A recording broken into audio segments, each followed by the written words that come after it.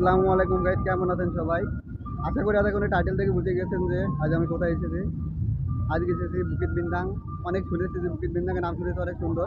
আজ এসে দেখতে অসাধারণ সুন্দর, সেইটা আপনাদের মাঝে কিছু শেয়ার করবো।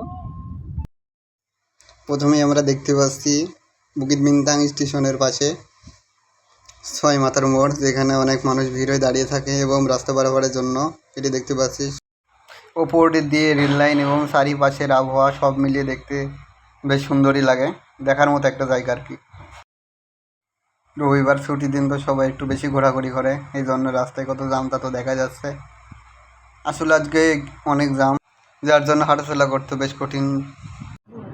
তারপরে আমরা রাস্তার দুই পাশে হাঁটতে হাঁটতে দেখছি যে ট্যাটু এবং আর্টিস্ট, ট্যাটুওয়ালা ট্যাটু করছে এবং আর্টিস্ট ছবি বের করে দিচ্ছে।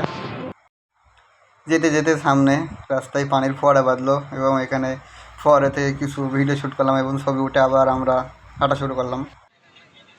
বাজারের চারিদিকে একটু হাঁটাহাঁটি ঘোরাঘুরি করার পরে ভালো লাগে। এবার যাব আমরা বাংলা বাজারের দিকে।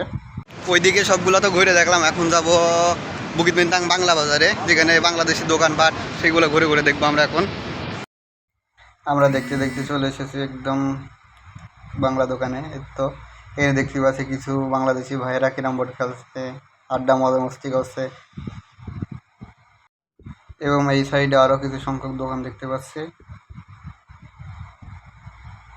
বাংলা বাজার দেখলাম কিছু দোকান, সব দোকান তো দেখানো সম্ভব হলো না।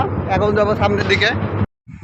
এখানকার এই সাইডের ভিউটাও কিন্তু দেখতে অনেক সুন্দর লাগে। আসলে সামনাসামনি না দেখলে বোঝানো সম্ভব না।